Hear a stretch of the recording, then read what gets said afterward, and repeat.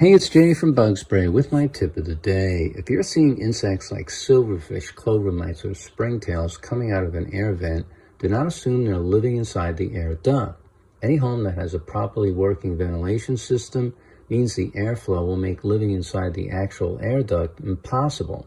This is true whether it's winter and you're flowing hot air or during the summer when the AC is on. The main reason is both hot and cold air flowing through the system will be moisture-free. Insects cannot survive when air is super dry and will die of dehydration quickly. So how can it be that you see insects crawling from your air vents, or in some cases dropping from them onto the floor or furniture? The reason this happens is the vent is just a cover. If you remove the vent, you will see there is a gap between the air duct and the hole in the floor, wall, or ceiling. This gap makes it appear the insects are using the air duct, but in fact they're in the space around the vent or just behind it. Another common place pests enter is through electric outlets or switchblade covers. The following treatments will cover all three of these key entry points. So for air vents or electric outlets located on the floor, first remove their covers. Floor vents over hardwood floors will have plenty of areas for insects to nest or enter. Note the gap between the duct and the floor.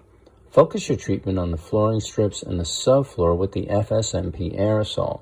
Any gap between the duct and the space below could be lightly dusted, especially if you have a crawl space. Tile floors will have that same gap between the air duct and the floor, but small insects like springtails, especially in bathrooms or kitchens, will likely be nesting under the tiles resting on the subflooring. The same way they like to live under tile grout, under caulking, or in cement cracks around the home. So don't just treat the gap between the air duct and the hole in the floor. Be sure to use the FSMP straw and thoroughly treat sideways so any crack or crevice around the hole be saturated with the FSMP. Ceiling vents would just have a space between the air duct and the sheetrock ceiling, so those insects are no doubt coming from the attic above. The best product for ceiling vents will be our dust puffed into the gap. The dust will settle in a uniform way, creating a dry barrier pests will avoid. In summary, use the FSMP for floor vents or electric outlets, and our dust for any entry point in a wall or ceiling.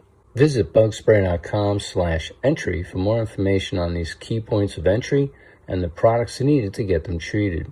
I'm Jay, and that's my tip of the day.